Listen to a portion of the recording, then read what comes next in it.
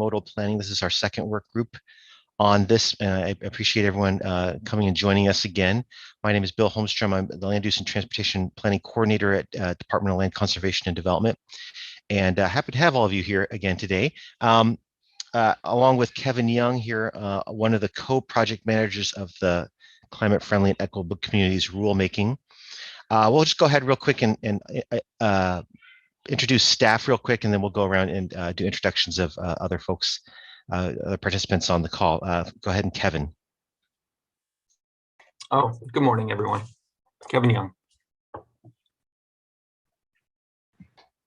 Then, yeah, Evan and Cody. Good morning, Evan Mandel, Land Use Transportation Planner. Cody. Cody Meyer, DLCD. And then Ryan and Ingrid. Ryan Marquardt, Land Use and Transportation Planner with DLCD. Ingrid Cordell, Advisory Committee Coordinator. So thank you all. I'm going to go ahead and go around the room and introduce yourself just briefly with your name and your affiliation. Julie and then Joseph. Julie Warnicki, Transportation Planning Manager with the City of Salem. Joseph Hoff, Transportation Analyst for City of Hillsborough and Transportation Systems Division. And then Sarah and Leanne. Sarah Wright with Oregon Environmental Council. Leanne O'Neill with Ben Bikes. Great, thank you, everybody. So I think we only have 4 folks who aren't staff joining us so far today. We might have other people drop in still, we'll see. But if not, maybe this will be pretty short, or maybe we'll have a lot to talk about. We'll see.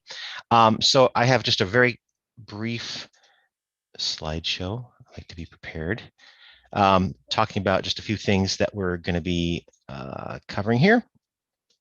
So introductions, we just did that. We'll review some of the issues and the scope of what we're talking about today, and then we open to discussion. Again, this is an informal meeting, not real formal, but to discuss ideas and concerns, excuse me. This meeting is being streamed and recorded on YouTube, so make sure we're keeping that in mind, and of course available to review later on. We may have additional work group meetings. I think at this point it seems like it's pretty unlikely unless we run into some serious issues in the next couple months, but we may end up calling some of these again depending on how January, February works out. Let's see here.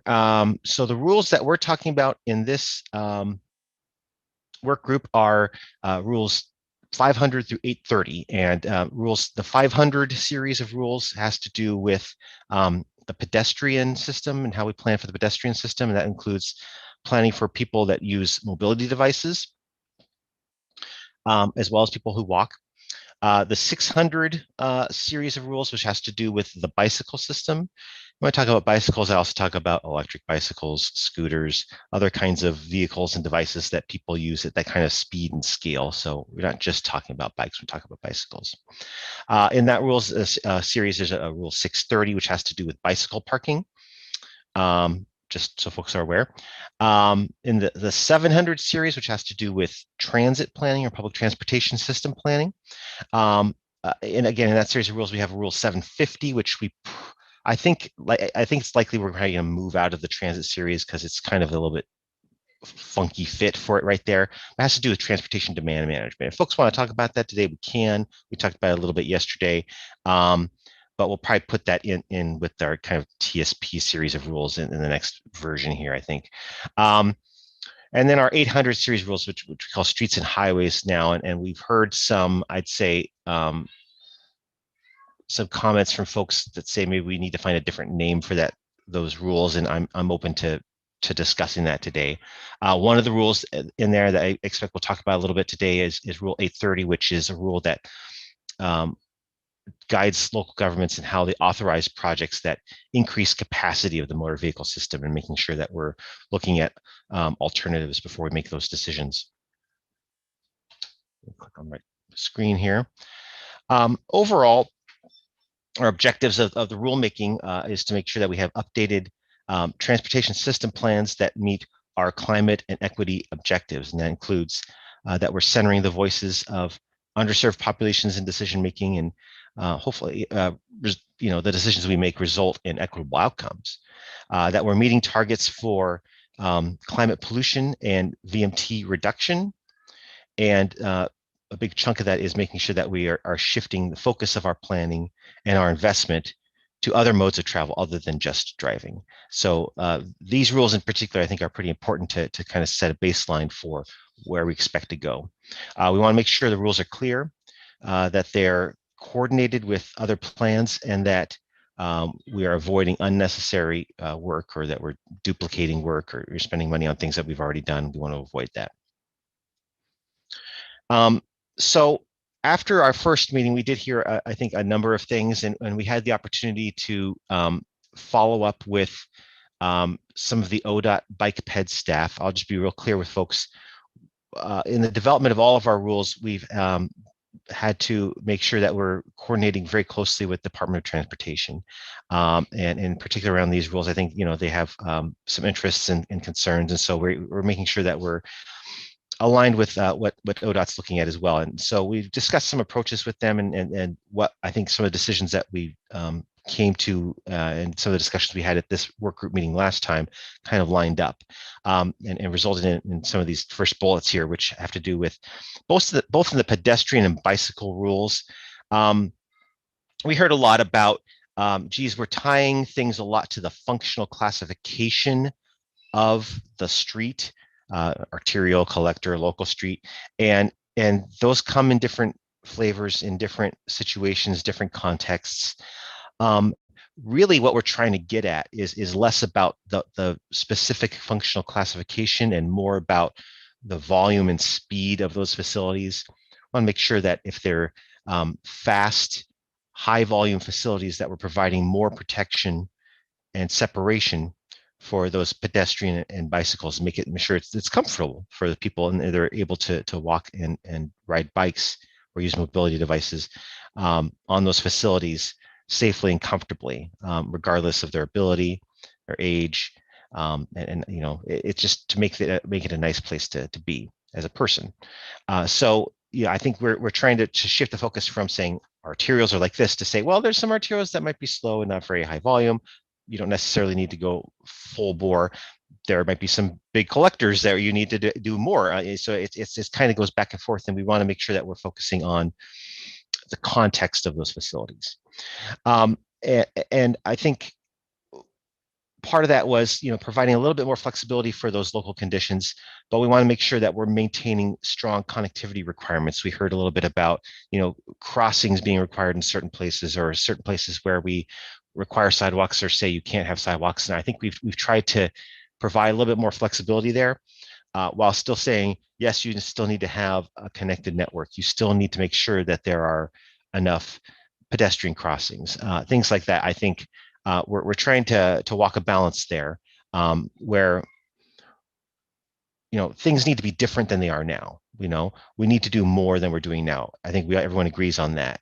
The question is, how do you do that? Starting with where we are now, with the things we have now, and in different situations and contexts where maybe it's not always safe to do exactly the thing that we prescribed in the rule. It's safer to move the crossing down half a block or something like that. So I think we just want to make sure that we're providing for that flexibility, while still, I think, hopefully setting the expectation that we expect the pedestrian and bicycle systems to be much more robust in the future than they are now. In the bicycle system in particular, we want to make sure that we put a big focus, I think, or we're going to hopefully come out with a rule, a draft rule that is really focused on the connected network. And I say excellent facilities here. And I think of facilities as either protected or separated bikeways, or cycle tracks, whatever you want to call them. Those kind of separated facilities, not just a line on pavement. Those, including have those as part of the connected network, have bicycle boulevards, which are slow speed local streets, low volume, that are designated and really set up for bicycles, maybe stop signs are turned, things like that, and multi-use paths that are okay for bicycle use. If you have a network of those facilities, including crossings of higher speed or higher volume streets that are safe and convenient for people, that's direct, that connects climate-friendly areas within climate-friendly areas, between climate-friendly areas to other key destinations, schools, parks, other employment centers, things like that. I think that's what folks were asking for. And so we're saying, Bill, okay, cities, go do that. And we're not saying so much, do this on every arterial, do that on every collector, things like that.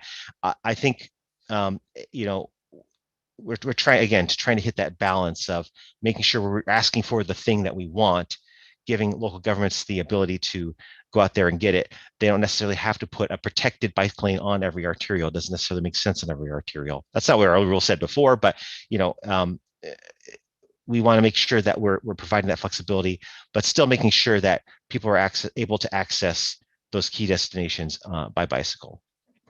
I think the other key thing that we're planning to change based on discussions we had at the last work group are around the authorization of the capacity increasing projects. We've heard a lot about, geez, how many different things are getting wrapped up into this, and including maybe some pretty small projects. So I think we're going to put some thresholds on there to make sure that we're not bringing in really small projects. We're also going to say there's things that are, you know, I think we had a comment that, you know, are we talking about operational things like signage and signaling? Is, you know, signaling can be a capacity increase. Well, we'll exclude operational things. You know, roundabouts came up a few times. We'll say you don't have to worry about roundabouts if you're just using that to, you know, to make a change to an intersection. I think what other thing was it? There's one other thing I was gonna kind of exclude out of those based on comments, but I think I had like 5 different things I said I would just, you know, including I think a dollar threshold. I came up with $500,000. We can discuss that if that's the right number. Projects smaller than that or expected to cost less than that wouldn't necessarily have to go through this process. So I think you know, we're trying again to hit a balance between making sure that we're meeting our objectives, which is a change in how we do business and how we expect the transportation system to look in the future, while still providing local governments the tools to be able to do that in different contexts. So happy to have a conversation about these pieces, other pieces of these rules having to do with modal planning today. Let's go ahead and get started. Jana. Thank you. Couldn't find my unmute button there for a second. Sorry. You're talking about protecting bike and ped. I'm curious to know what you're doing to protect freight routes in your planning. That has been a constant source of discussion with many local governments. And so, you know, particularly as some of the freight routes go through some of our smaller communities and their downtown streets, they're looking to do things to their downtown streets that are difficult or impossible for large trucks to be able to navigate easily. And then I think you also made a comment about roundabouts, and I don't know what you meant by that, but I can tell you that from a freight perspective, roundabouts are very, very difficult, very difficult to navigate. So, yeah, well, I'll tell you our general.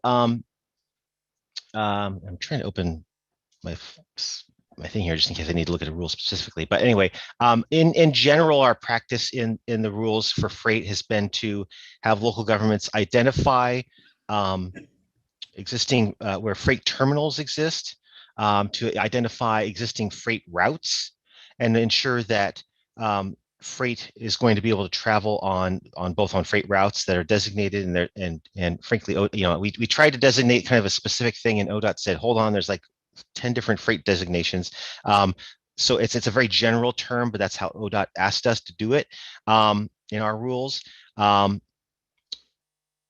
to make sure that we're also protecting those routes between freight terminals, freight destinations, and those freight routes. So there's a couple of rules in particular I'm going to try to find. Let's see here.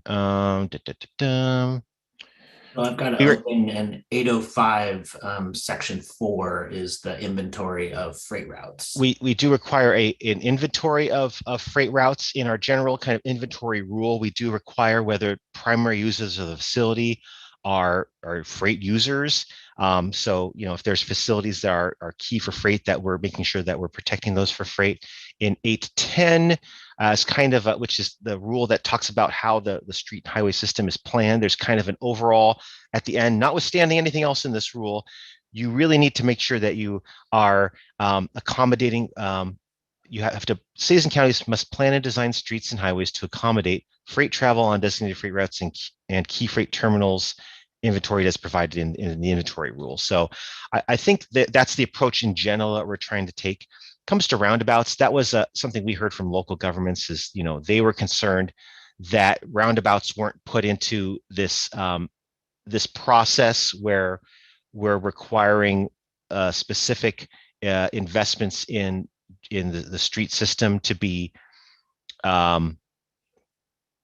go through this additional review process. So the process that they would have to go through now is still kind of the process they'd have to go through in terms of dealing with the freight community on roundabouts. In my understanding, there is a process, certainly on state highways, they need to go through. And I imagine on local facilities, there's process that they go through as well. So that part doesn't change. It's really, do they also have to go through this additional thing?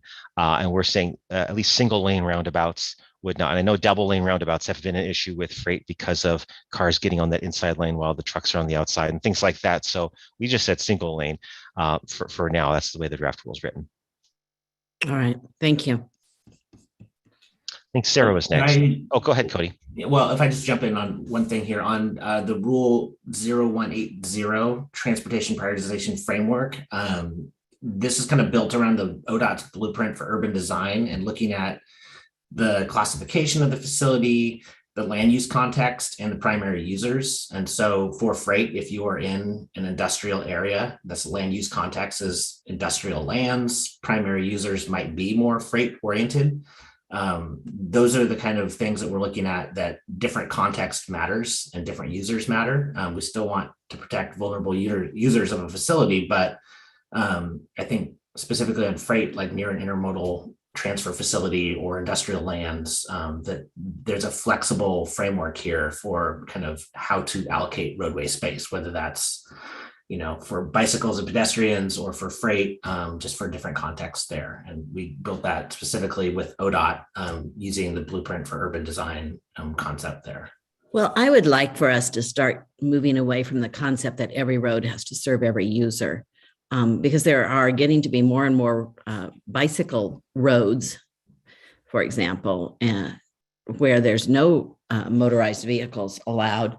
And in some cases, and I'm not suggesting this on a broad-based situation, but in some cases, it is not appropriate to have a bike lane and a pedestrian walkway in heavy freight usage areas. And I will give you the example that came to me when I first started representing OTA, and that was the city of Portland insisting that whenever there was a roadway improvement, they added a bicycle or pedestrian lane, and they ended up building one right across the entrance into Northwest Container, where 800 plus large trucks move in and out of that facility every single day.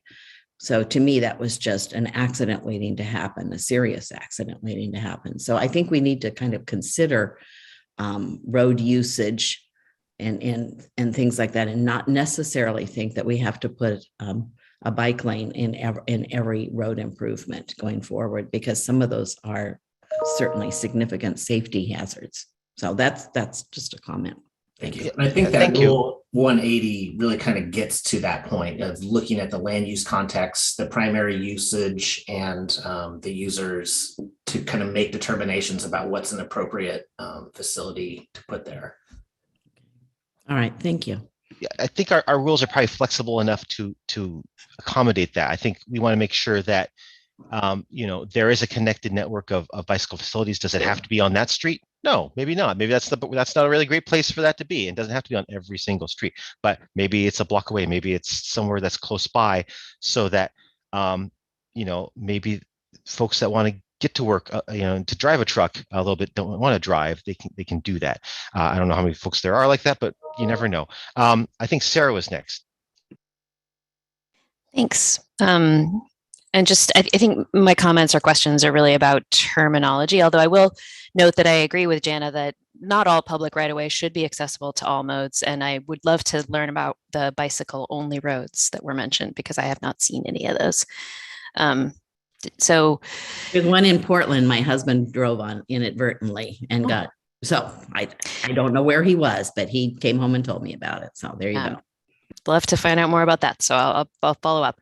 But I think that there are a couple words that have come up that I would like to just dig into a little bit. One is protection. When we're talking about protection of freight routes, that has a different meaning to me than protection of bicycle and pedestrian infrastructure.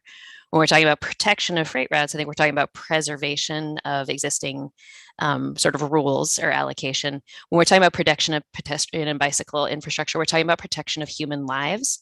And I think it's just really important to highlight that. I don't know that that gets into DLCD legal language, but those are different things. And incredibly important distinction. And I think there's the way we talk about safety generally at the state level, there's a lot of issues there too. But I think we can't lose the fact that this is we're supposed to be planning for humans, for people, and people's lives are at the center of this. People's ability to go about their lives and live out a full and complete life are essential. So I just wanted to highlight that. And, if we want to talk about economics, the value of a human life is pegged at $10 million, right? So if that's the way we want to talk about it, that's there too. So I also just, in terminology, when we talk about freight, something that comes up increasing for me, especially with conversations about freight in urban environments, is that freight is not synonymous with trucks. And I think sometimes we use it that way. So I'm curious, in these rules, is freight being used synonymously with trucks? When we talk about freight infrastructure, freight routes, freight investments, does that necessarily always mean trucks, and what size of trucks? So I'm just curious about clarity, and maybe I just haven't read my definitions enough, but I would like to dig in a little bit more on that if possible. Thanks.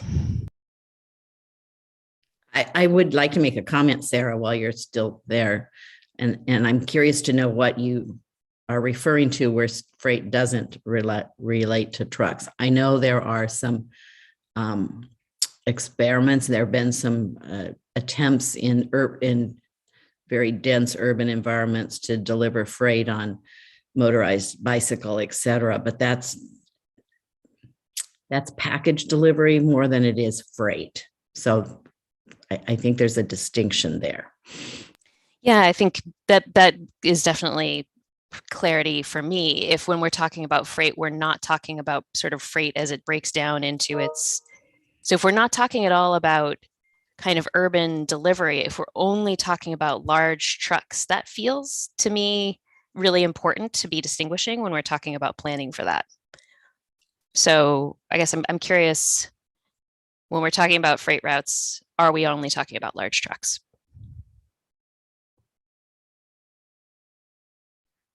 So yeah, I just looked through the rules, the draft. We use the term freight throughout. We don't use the term truck. That's used twice in a definition, which Cody, we need to update that definition anyway. It's the VMT definition.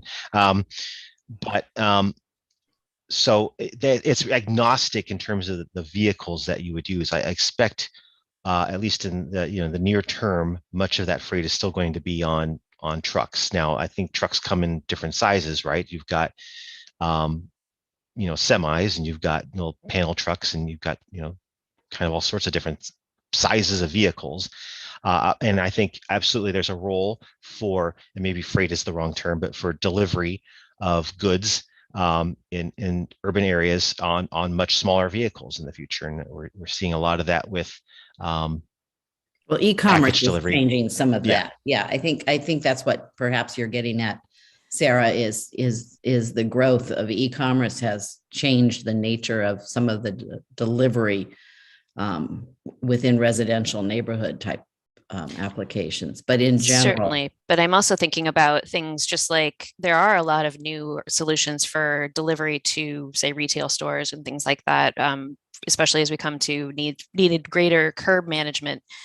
figuring out how do you drop off and pick up, shipments and not just package delivery to residential places. So I think that there's a lot of space for conversation and clarification there. And I do think we're going to be seeing a much wider range of vehicles doing that kind of urban delivery. And I'm not talking about rural or suburban. I'm talking specifically about that urban context. So I guess I would just love to see more clarity, because I think that specificity is pretty important. And I think the way that we use terminology is really important, because I think we're all coming at this with different assumptions. And especially since this process is supposed to be about equitable engagement and about being clear to people what we're talking about, I think it's just really important to be clear and specific. So when we're talking freight, what one person thinks of it is different than what another person does. So I think it's just really important to be clear.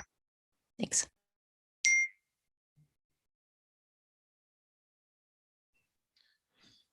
Thank you.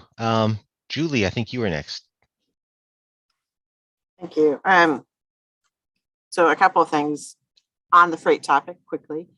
ODOT has freight management plans. I mean, there's freight plans for the state. So there's a lot of detail out there that's available.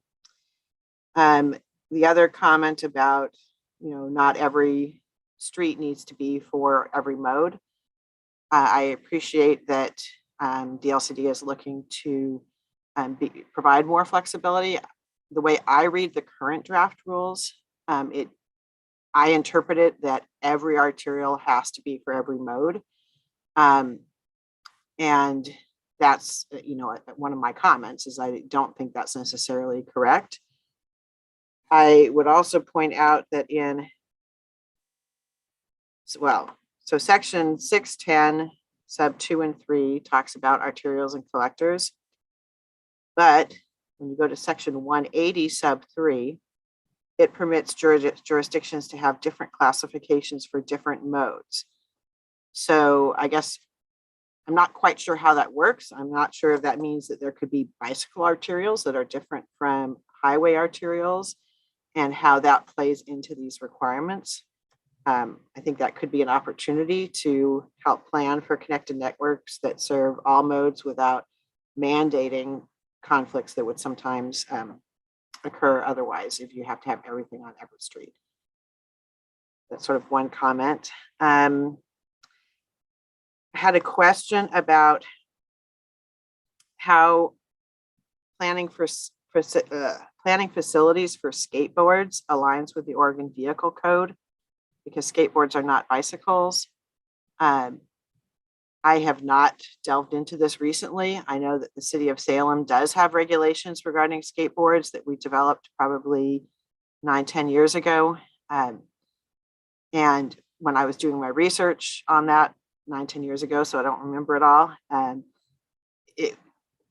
don't know that there were any other jurisdictions in Oregon. Maybe there was one that had some provisions for skateboards. So I would like you guys to, sort of look at the Oregon Vehicle Code and what it means to be including skateboards as bicycles. I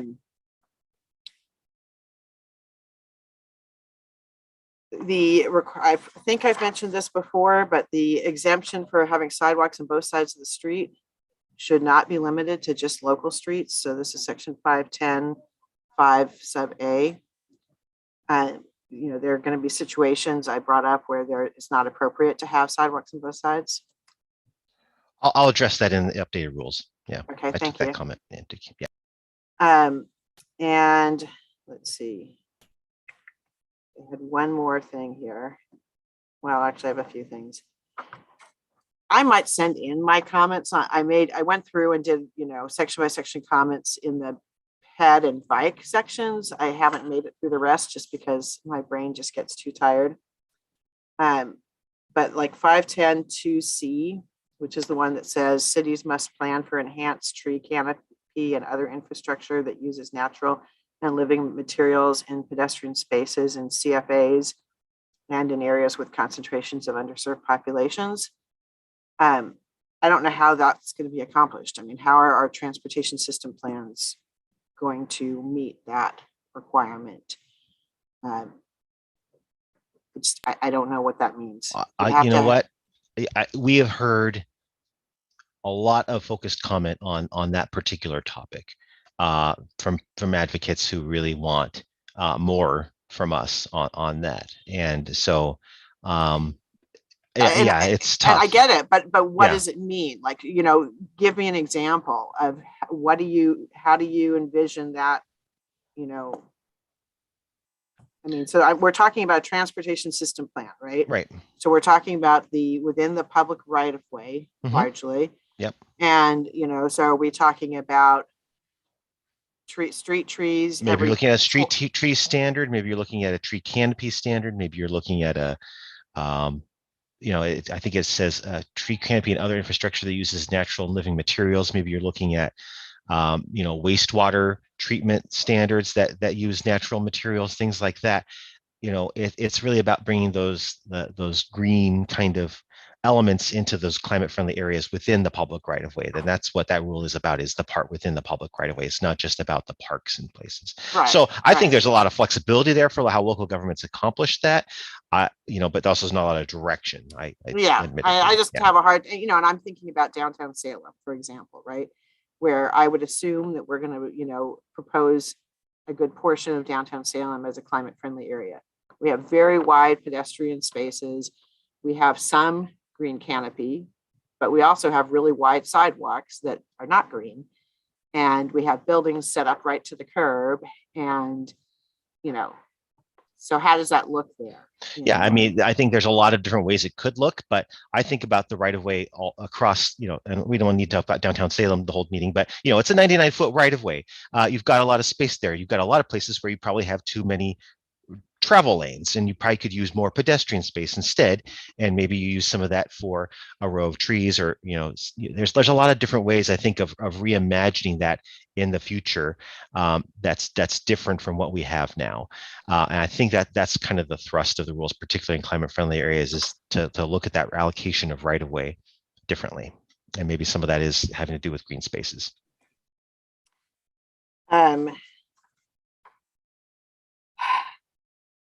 So I don't know if this is a picky thing, but 510 sub 4 talks about, enhanced crossings must be provided at a minimum in certain areas, right? I guess I'm just curious of that language, provided versus planned for, because I don't know. I mean, provided has a pretty strong, it depends on funding availability, right? So are we talking about planning for them, or are we talking about provide? I mean, what do we mean? Well, yeah, maybe I can change that word, but I mean, the whole rule is about how planning works. And DLCD can't, or LCDC doesn't have the, can't say you have to build everything here, there, the other thing. It's you have to plan to build that stuff. And when you go to do your next project, you have to use the projects that are on your plan. And so eventually those things do get built. But yes, it's planning for. Okay, well, I have a couple other specifics, but I will probably send those in. That'd be great. I appreciate that. Thank you. Okay, thanks. Elisa. I think Leanne was actually before me, but. Okay, it's hard to tell. Sometimes they jump around on my screen, but whoever, yeah, Leanne, you can go first if you'd like.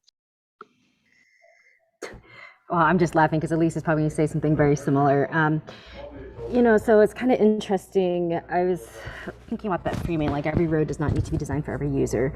And actually, in theory, like I agree with that. In Bend, we have 0 roads that are not designed for cars, right? Or like 100% of our roads are designed for cars. There are no roads that are designed for like pedestrians and cyclists here. We don't even have like a single like barricaded bike lane.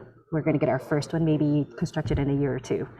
And so just kind of that reminder of like the historic disinvestment and the historic, like our systems were designed for cars. And we're really asking for a very small portion of this public space. But I kind of wonder if like the framing can be like, yeah, every road doesn't necessarily need to be designed for every user, but every user needs to be able to get everywhere. And how you get there, and that includes, I understand, like that includes the realities around freight, but we need to make sure that every user, whether they're a wheelchair user, a person who is walking, a person who's biking, can get around. And so just to kind of flip that dialogue around to when we're thinking about some of these tweaks. And I know that there were some comments, I think early on in these work sessions, about how, you know, a lot of folks felt like these rules didn't go far enough. And now we're seeing some kind of, I think, encroaching on what little was already kind of provided there. And so just understanding that the context we're working in is one in which we are trying to rectify like really intentional and historic disinvestment in these types of facilities. Thanks. Yeah, thank you. Elisa. I am going to say something pretty similar to Leanne and Sarah. I agree with what they said. And I agree also that not every road needs to accommodate every facility. And I'm really interested to see in this network connectivity rule draft that you were talking about proposing. And I want to make sure that the network of connected bike routes that is created, the rule includes the maximum amount of protection that can be on that route instead of just the minimum amount of protection that a city could build. I want to give an example of Bend also just applied to become a bicycle friendly community and got the second lowest designation this year because of bicycle fatalities, in key part because of that. So this is a huge problem with people's lives that we need to be making sure that the network that is created for bicycles is the maximum amount that protects people's lives. Thank you. Jana. Well, I think it needs to be stated in this group that while we have lots of desires for how roads are used, we need to remember how roads are paid for, and they are paid for by motorized vehicles.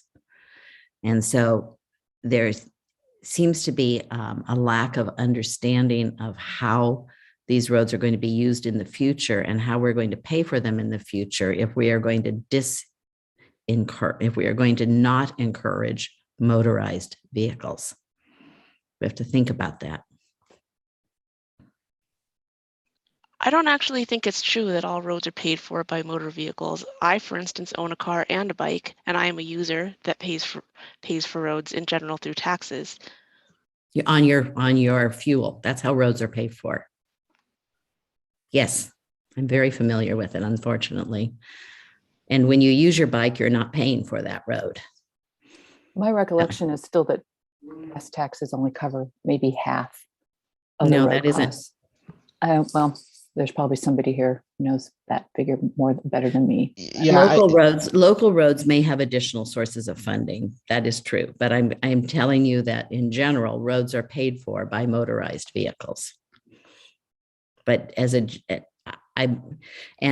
those taxes from fuel taxes and from weight mile taxes, those revenue sources come to the state and are distributed to local governments for their investment in roads. And so that those dollars have come from motorized vehicles. So yeah, I don't want to go too far down the revenue discussion because it's really, LCDC does not have a role there.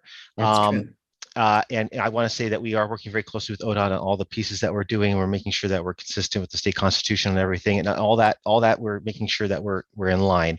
I will say we know in the future, no matter what, the makeup of how we pay for our transportation system is going to change, whether it's because of electrification, whether it's because of addition of pricing of our various types of pricing. We know there's going to be shifts in how that works. No one can know what the future looks like, but we know the future is going to be different than the present is now. That's not I'm not trying to defend anything, or I don't know all the existing state of everything. I can't throw out percentages or anything like that. I don't want to misspeak, but I just want to put that out there. All right, anything else that folks would like to talk about or discuss in this meeting? So we've had a couple of new people join us since we did introductions. Welcome, everybody. We've covered a lot of different ground already this morning.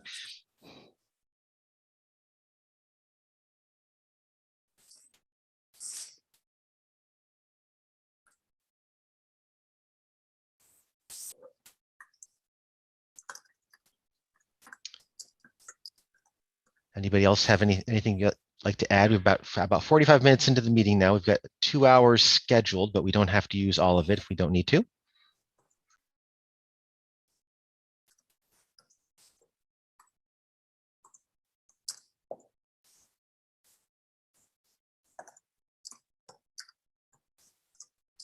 Julie. Well, I guess on the capacity increasing facilities, you had put out there that you were toying with the idea of $500,000 as a potential threshold. I would say that $500,000 is nothing. I mean, you're not going to have, if you have a project that's $600,000, for example, it's not going to be increasing capacity in any meaningful way. And costs are going to escalate over time as well. But, currently, like just to do a signal intersection project is at least $1 million. And, maybe that adds a turn lane, maybe it doesn't. But, if it adds a turn lane, probably it's, $1.5 million. So, if you're thinking about using dollars as a threshold, it needs to be probably a lot higher than that. I sort of think that maybe the type of project maybe is more, better way to align it, so safety projects, operational, as you mentioned. Yeah, let me pull up what I've got so far. And I did say I had this kind of threshold to kind of get those kind of little stuff out of the way is 500,000. Then I had a list of other things that I think could be bigger that could also be exempted. And one of them was changes that reallocate right of way to provide more space for pedestrian, bicycle, transit, or high occupancy vehicles. Don't have to worry about it. Obviously, that's the direction we want to go. New facilities with no more than one general purpose travel lane in each direction and left turn lanes. So a new collector street or something that into someplace that's planned. That's just that minimum type of facility. We would exempt now. Changes to intersections that do not increase the number of lanes, including implementation of a single lane roundabout. So that was something we had heard specifically. I think City of Springfield is really interested in that one because they're putting roundabouts in a lot. And then operational changes, including signals, signage, ITS, those sort of things are also exempt. So new signals, I think, would also be exempt. So if 500,000 is not the right number, if we just want to just get rid of that threshold to let those kind of little ones not worry about them. When I hear about right turn lanes in particular, I start to get a little bit like there's an impact to the pedestrian environment there, and so that's one thing in particular where like maybe here and there like that's okay, but like this process might be overkill for a right turn lane. Yes. But I don't know. Maybe for a double right turn or a double left turn. Yeah. Maybe that's, but the thing for me is that at the TSP level, we typically do not get down to, the detail of, does this intersection need a right turn lane or a left turn lane or a double right turn lane? I mean, we don't get to that level of detail during the TSP. That happens when the project becomes, gets into discussions about funding. And so anyway, I just don't see us doing an intersection level analysis system wide in our TSP. And we don't even do when you talk about, you can have like a refinement plan when additional analysis is needed. We don't do that for intersections, and it would be a huge increase in workload that we don't have the capacity for to do that. Yeah. Plus, if you add on this additional, process of vehicle increasing whatever thing. So that's why I think there needs, I know you questioned the other day that, whether a half a mile of general vehicle capacity lane or whatever was too big. Yeah. Maybe it's any, general vehicle capacity lane beyond a one lane each direction. But then I think about things like where we have, situations where we have a street where, actually I'm not right now coming exactly to mind. Well, okay, so Commercial Street in South Salem, just because, everybody loves Salem. we have Commercial Street going out towards I-5 in South Salem that's planned to be a 5-lane cross section, 2 lanes each direction, center turn lane. It is mostly in that condition today, but there is a section down near Wiltsey, down Madras south. down there. Yeah. Yeah, that area that it is not at that cross section at this point in time. So, so say development comes along, in the long abandoned drive-in movie theater and, wants to put in, is that bringing that to match each direction that it currently joins with? Is that really, something that's capacity increasing for this additional level of analysis? I think it would be, absolutely. Yeah, because I mean, we're trying to change the way that we think about how we are doing transportation planning, right? And the idea that we just need that 5 lanes all the way out is, do we need to re-examine that, I think. And that's the way I think about it. Okay, so we're going to have a neck down unless we do a big study on that. So to me, I see it differently. You're getting down to the end of the street where there aren't a lot of other land use destinations down there other than just I-5, right? But you have it on each side, I guess is what I'm saying. I get where you have it, where you don't have it on each side, where you're like, for example, if you're going from Robbins Lane to I-5, you're not going to make that into, the 5 lanes because, like you said, you're just going down to, there are no destinations beyond that. Anyway, I'm just trying to think through, and it seems to me that that distinction, maybe that Commercial Street needs to be in that group, but I just don't see turn lanes unless maybe you go with double or triple or something like that. Yeah, I mean, I'm happy to have that discussion about intersections, because I think, there's probably places where, a small improvement could potentially trigger this big review, which isn't necessarily appropriate. But, I think we need to be really careful about intersections and not, supersizing them unnecessarily when we really need to protect, in particular, pedestrian crossings is super important. And it always kind of gets, the short shrift after thinking about like, oh, well, there's stacking, so let's widen it and we'll, make it worse for pedestrians. And that's always the calculus it ends up being. And it's not, I don't know that our rules can always reverse that, but we'd like at least people to think about it. And again, I'm not sure this is the right process for making that happen, but happy to have that think about that. Yeah, and I mean,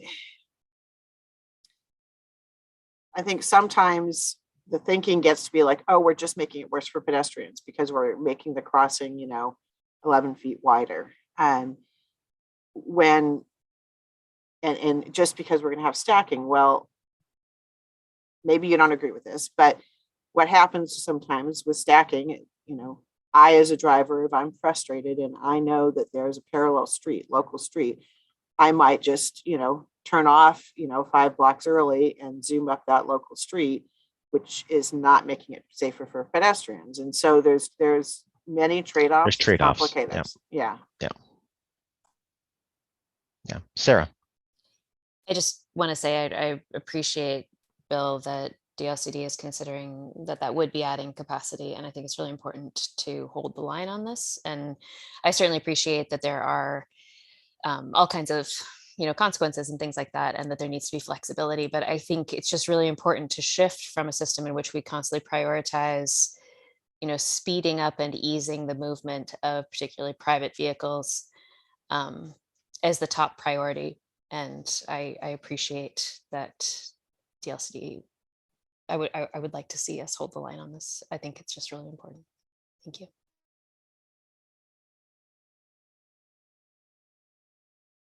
Thank you.